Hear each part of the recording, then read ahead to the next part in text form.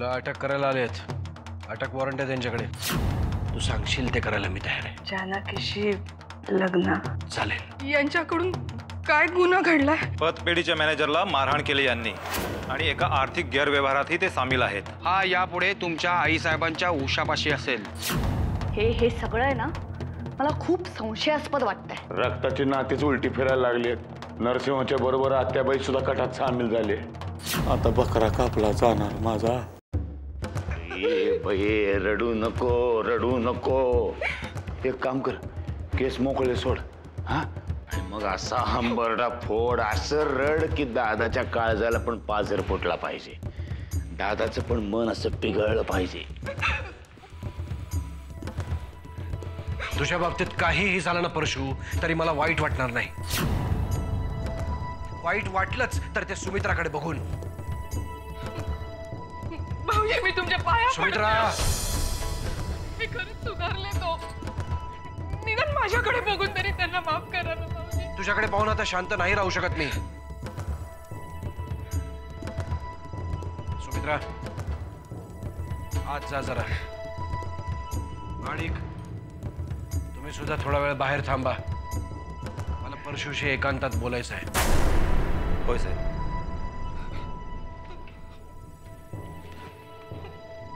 भाऊजी सुमित्रा, आत जा.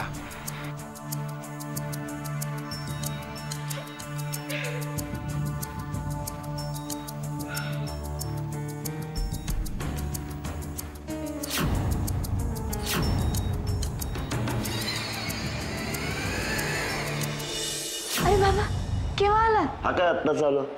चला चला आज चला, मी चहा करून देते. चल. हे पोरी नको ग. पाहुण्यांच्या घरी एक दोन वेळा चहा घेणं पाहुणचार वाटतं, पण रोज समज चहा जेवण पाहुण्यांच्या घरी व्हायला लागलं तर बरं वाटत नाही. असं का बोलता?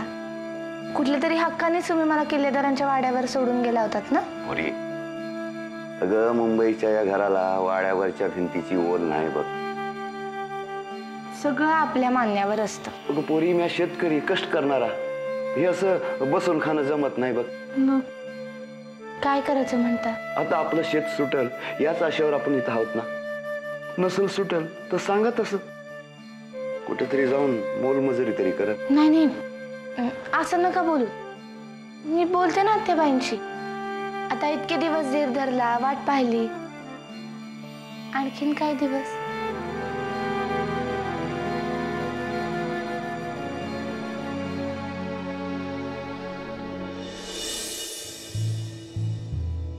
काय कसं वाटतंय तुला आता? कसं वाटतं म्हणून काय विचारतो दादा? सोडव की ना. कठीण आहे परशु, नाही सोडवू शकत मी. तू पुरता अडकलायस. किमान 3-4 वर्ष तरी तू आत जाणार नक्की. आणि एकदा का तू आत गेलास की माझी कितीही इच्छा असली तरी मी तुला इलेक्शनचं तिकीट नाही देऊ शकणार बाबा. ये दादा, दादा मला सोडव की ना. मी तुझ्यासाठी काय वाटेल ते करीन रे. तू काय म्हणशील तू द्यायला तयार आहे मी. बोल, काय देऊ तुला मी? तू होय मला देणार? होय.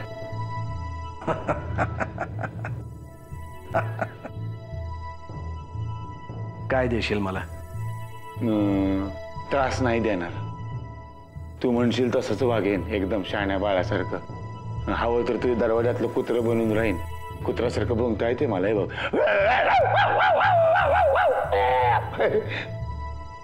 का कुत्र्याचा अपमान करतोयस? कुत्रा हा एक इमानी प्राणी आहे. तुझी जात सापाची आहे. दूध पाजणाऱ्यालाच दंश करतो. कुठला प्राणी बनू बाबा सांग की? रेडा बनू, काय गेंडा बनू, उंट बनू? हे बघ परशु, जर तुला यातून सुटायचं असेल तर तू फक्त एकच करू शकतोस. काय काय काय सांग की?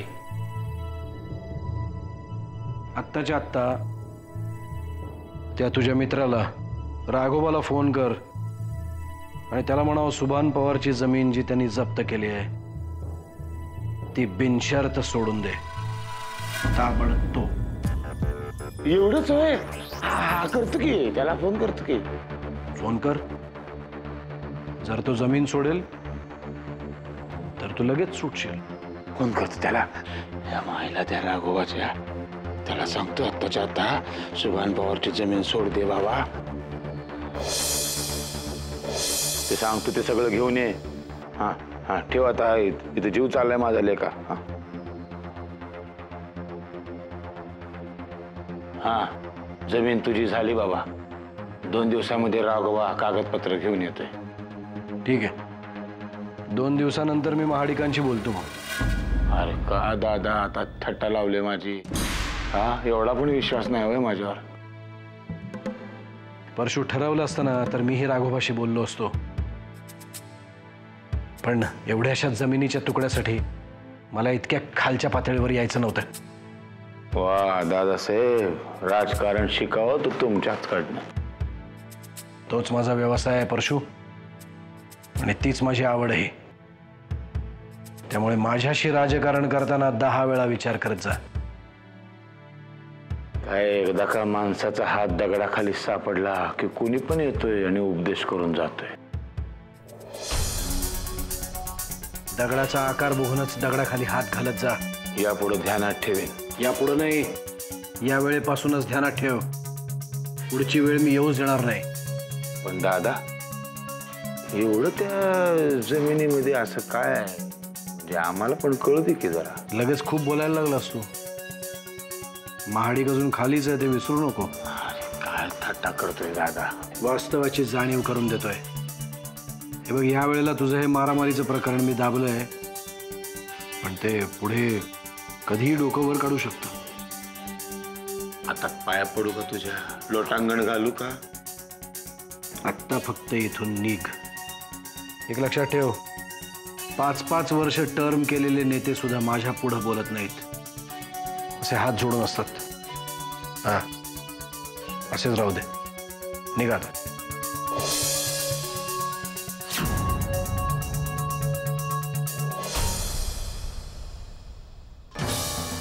जानकी, अरे अरे कुठे होता तू? तुला फोन करतोय, तू हॅलो हॅलो म्हणतोय, फोन ठेवून देतोय, मला काही कळायचं ना. आईची तब्येत कशी आता? जानकी, मला तुला खूप महत्वाचं सांगायचं आहे. अरे ते बोलू, पहिल्यांदा 2 घास खाऊन घे आणि मग. हे बघ, मला खायला काही नकोय, तू फक्त ऐक माझं. खाऊन तर घे, मग शांतपणे बोलू ना. जानकी, मला खरंच खूप महत्वाचं बोलायचं आहे. बरं बोल. हे बघ जानकी. राजन,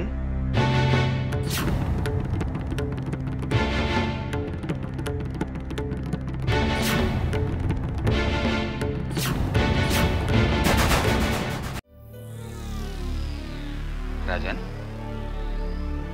मला काय सांगतो जानकीला? आईबद्दलच ना? का रे असं गप्प गप्प का झाला? आत्ता तर बोलत होता ना. काय झालंय आईंना? त्यांची बायपास सर्जरी आहे आणि त्यासाठी डॉक्टरांनी खूप खर्च सांगितलाय. त्या खर्चाच्या विचारानेच वाढलाय तो. नाही, पण मी काय म्हणते, खर्च किती असलं तरी माणूस महत्वाचा ना. वाकणी साहेब, तुम्ही काही मदत करू शकलात तर. काळजी करू नकोस, मी भेटलोय डॉक्टरांना. हॉस्पिटलचे सगळे पैसेही भरलेत. लवकरच त्यांचं ऑपरेशन होईल. पण मग ह्याच्या आईचं ऑपरेशन होणार असेल तर हा इथं काय करतोय? जानकी, अगं राजनच्या आईचीच इच्छा होती तुमचं लग्न लवकरात लवकर व्हावं. त्या मला असंही म्हणाल्या की माझं ऑपरेशन झाल्यानंतर मी जेव्हा शुद्धीवर येईल त्यावेळेला जानकीच मला सून म्हणून समोर हवी आहे. म्हणून मी राजनला इथे घेऊन आलोय. होय ना राजन? अहो पण माझं त्यांच्याजवळ कोण आहे? आहे ना, माझ्या विश्वासातला माणूस आहे. बाबू. बाबू त्याचं नाव.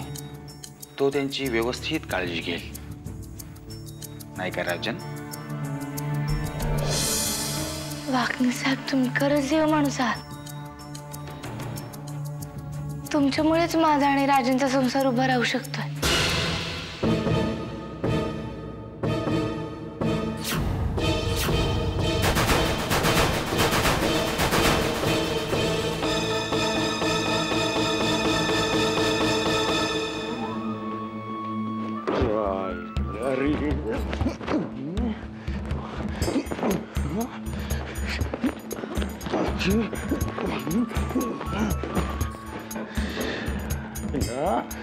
चला आमच्या नशिबाच्या रस्त्यावरचं लूत भरलेलं कुत्र बरं आमच्यापेक्षा. पण हे कुत्र जर कुणाला चावलं ना तर ज्याला चावतंय ते कुत्र्यासारखं भोंकायला लागतंय. कळलं? पण मिटलंय ना आता सगळं. मिटलं ना. मिटलं म्हणजे त्यामध्ये आम्ही काय गमावलंय ते तुम्हाला नाही कळायचं. हे आधीपासून ठरवलेलं कारस्थान होतं दादांचं. आधीपासून ठरवलेलं कारस्थान.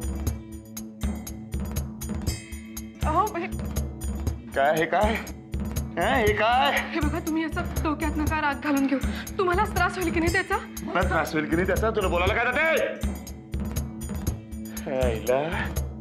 दादानी बरोबर डाव साधला रे. बरोबर डाव साधला.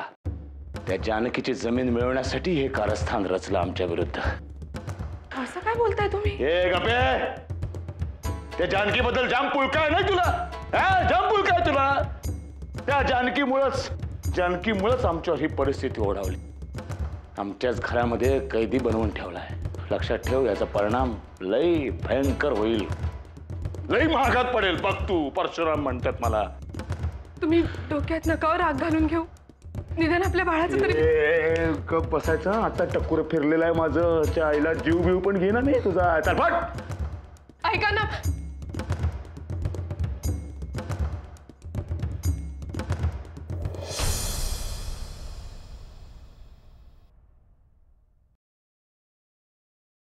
आतेबाई, राघोबा अंबुरेंनी जी सुभान पवारची जमीन ताब्यात घेतली होती त्याचे कागदपत्र तो उद्या आपल्या ताब्यात देईल.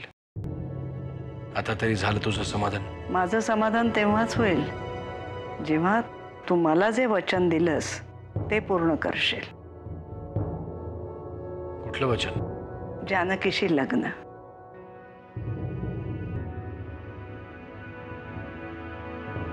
आतेबाई, राजकारणी माणसांवरती इतका विश्वास ठेवू नये. एका बोटावरचं दुसऱ्या बोटावर करणारी जमात आहे आमची. पण इतर राजकारणी आणि तू यांच्यात खूप फरक आहे. राजकारणात अनेक निर्णय मनाविरुद्ध घ्यावे लागतात. मग हाही निर्णय तुझ्या मनाविरुद्ध आहे हे समजून हो म्हण.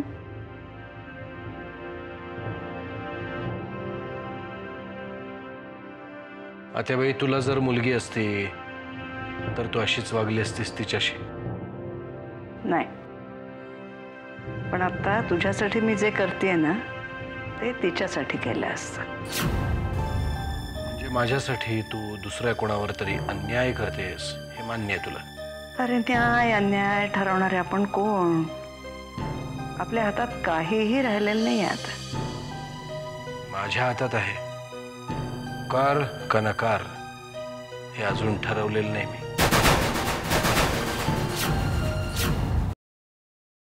ये आतेबाईंची गप्पा मार. आतेबाई, आनंदाची बातमी तूच सांग आता हिला.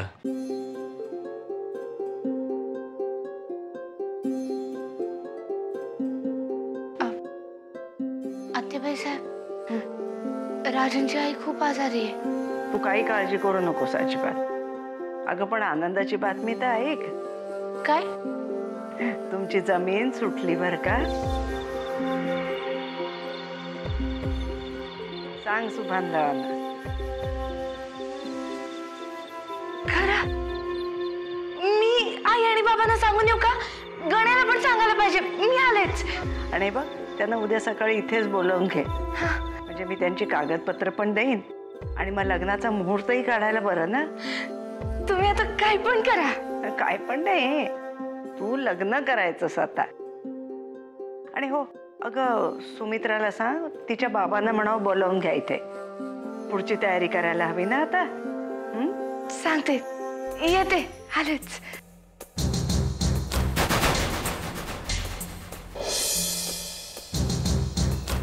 अभिनंदन महाडिक साहेब, अभिनंदन. हो, अभिनंदन कसलं करताय? हे माझं काम होतं. हो, पण महाडिक साहेब, तुम्ही आमच्यासाठी म्हणून काम केलं तो. तुमच्यामुळे आज परशुराम साहेबांना चांगलीच गोळी बसली आहे. काही चूक त्यांचीच होती, पण पुढे मागे त्यांच्या हातून घडणाऱ्या चुकांना चांगलीच जरब बसेल. आमचं कसलं कौतुक यात. नरसिंह साहेबांनी सांगितलं तेवढंच केलं. हे घ्या, फुल ना फुलाची पाकळी म्हणून थोडस जरा. नाही नको. वाकणी साहेब, या कामाचे मी पैसे घेणार नाही. हो पण मला तुम्हाला काही द्यायची इच्छा असेल तर. तरीही मी घेणार नाही. कारण माझ्या इथे येऊन अशा वागण्यानं जर कुणाचा फायदा होणार असेल तर मी पैसे का घेऊ. शिवाय परशुराम साहेबांना चांगला जरब बसलाय. त्यातूनही त्यांनी जर काही हुशारी केली तर मला फोन कर. ठीक आहे, थँक्यू व्हेरी मच. येतोय.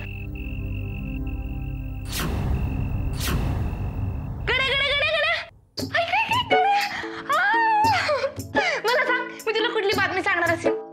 उगीच कोडी नको घालूस मला. आनंदाची बातमी असेल तर पटकन सांग, दुःखाची असेल तर सांगूच नको. अरे येडी, आता सगळी दुःख संपली माहितीये. आता नुसती मजाच मजा. आता काय बातमी आहे ती पटकन सांग, आता चावीन मी तुला. आत्याबाई साहेबांनी आता सांगितलंय की आपलं शेत सुटलं म्हणून आता आई बाबा पुन्हा शेतावर कामाला जाणार. आता आपलं शेट सुटलं म्हणजे तू आता लग्न करणार. मी तुझ्या बरोबर आणि राजन बरोबर शहरात राहणार, शाळेत जाणार. आणि एकदा का तुम्हाला मुलं झाली की मी शाळेला सुट्टी मारणार आणि तुमच्या मुलांना खेळवणार. मी आणि राजांना भरपूर कष्ट करणार आणि भरपूर पैसे मिळवणार. आणि एकदा का आपल्याकडे पैसे आले ना की मग आई बाबांना बैलजोडी घेऊन देणार. येडीएस काय ग तू? शहरात आल्यापासून कुठे बैल बघितले का? हे शहरात काय माणसं घोड्याने शेत नांगरतात का? घोड्याने नाही, ट्रॅक्टर असतो ट्रॅक्टर सगळीकडं. 2 पैसे जास्त साठवू आणि आई बाबांना ट्रॅक्टरच घेऊन देऊ. आणि एकदा का मी सैन्यात गेलो तर रणगाडाच घेऊन येतो. अरे येड्या, आता कुठे आपलं शेत सुटतंय? तू केवढा पुढचा विचार करायला लागला? आत्याबाई नेहमी म्हणतात पुढचा विचार करावा म्हणून. मग काय केलाय तू पुढचा विचार? आता आपलं शेत सुटलंय, मग तुझं लगीन करून टाकू. मी पण पुढचा विचार केलाय की माझं लग्न झाल्या तुझं सुद्धा लग्न करायचं म्हणून. मी नाही करणार लग्न. बायका म्हणजे डोक्याला ताप असतात.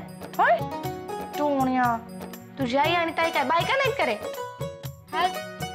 तुझ्याकडे बघून सांगतो मी, बायका म्हणजे डोक्याला ताप असतात. गण्या तू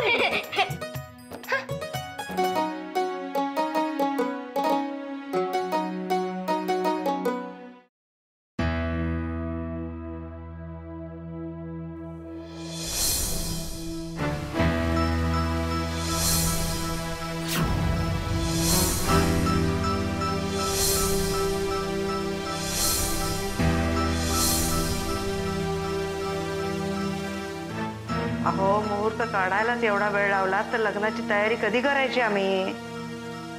आत्याबाई साहेब, हो, उत्तमातला उत्तम मुहूर्त काढतोय.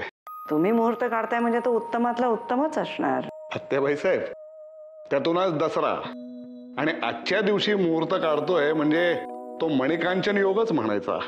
बा आत्याबाई साहेब, उत्तमातले उत्तम असे 2 मुहूर्त निघतायत. त्यातला एक महिन्यानंतरचा आहे आणि एक 4 दिवसानंतरचा आहे. मग 4 दिवसानंतरचा मुहूर्त पक्का करूया.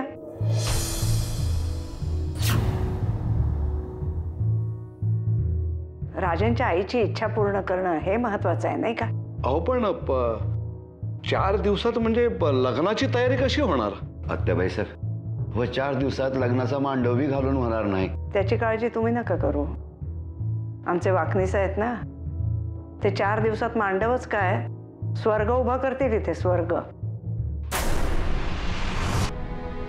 तर मग 4 दिवसानंतरचा मुहूर्त आपण सगळ्यांना सांगून टाकूया. आत्याबाई, समजा तुम्ही करणार हा तुमचा मोठेपणा झाला, पण आई वडील म्हणून आमचं काही कर्तव्य आहे का नाही? आहे तर खूप मोठं काम आहे. हो, कन्यादान तुम्हालाच करायचं आहे. आत्याबाई साहेब, आम्ही काय करणार? ही संधी तुमची कृपा. हो, तुम्ही नसता तर. सुभानराव, आता ही उपकारांची भाषा बस. आता लग्नाच्या तयारीला लागा. वेळ फार कमी आहे आपल्याकडे. चला मग मी कामाला लागू. मी आत्ता सगळ्यांना जाऊन ही बातमी देते.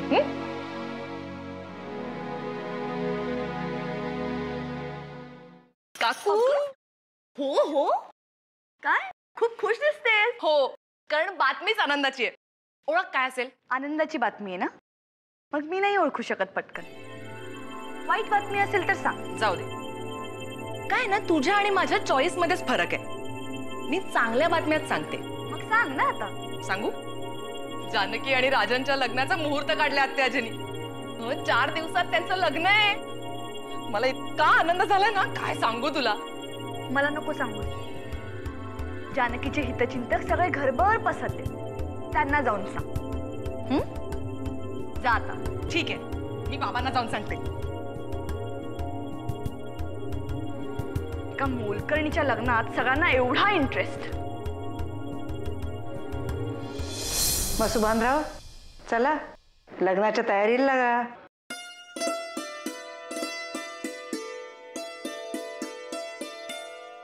आत्याबाईसाहेब, मी आता निघतो. जाताना जरा सुमित्राला भेटतो, चालेल ना? हो, भेटा ना. अहो पण आज दसरा. हे घ्या, तुम्हाला दसऱ्याच्या अगदी मनापासून शुभेच्छा. तुम्हाला सुद्धा मनापासून हार्दिक शुभेच्छा. नमस्कार.